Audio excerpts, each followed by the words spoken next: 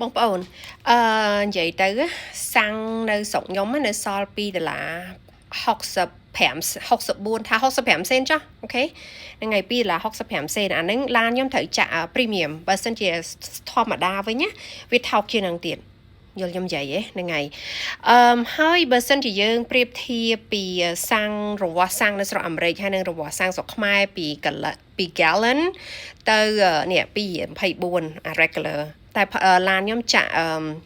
premium អូខេហ្នឹងហើយបើសិនជាយើងគិតពីរង្វាស់ពីgallon ទៅ liter បានន័យថាវា1 gallon វា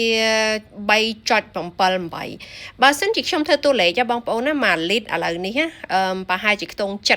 71សេនថា75សេនចុះ1លីត្រហ្នឹងហើយបោកវងកញ្ចក់បងប្អូននឹងស្រាប់ហើយថាពីដើមខែ1ហ្នឹងគឺថា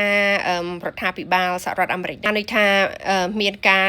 ធ្វើប្រតិបត្តិការទៅលើរដ្ឋាភិបាលប្រទេសវេណេស៊ុយឡាហើយដូចខ្ញុំបានចេញវីដេអូមួយចំនួនថាខ្ញុំជឿជាក់ថាpay នឹងវាចុះថោកហ្នឹងហើយហើយខ្ញុំក៏បានទិញ stock pay ដែរព្រោះខ្ញុំជឿជាក់ថា stock វាពិតជាឡើងថ្លៃហើយ pay ពិតជាចុះថោកបងប្អូន comment ផងថាតើ state ផងបងប្អូនណាតម្លៃប្រមាណដើម្បីយើងចែករំលែកគ្នានៅក្នុង community យើងក៏ប៉ុន្តែខ្ញុំជឿជាក់ថាប្រេងគឺថានឹងថេហើយឬក៏ប្រហែលជាអាចចុះថោកទៀតបើសិនជាដំណើរការនៅក្នុងប្រទេសវេណេស៊ុយឡាហ្នឹងវាដូចថា smooth ហ៎បង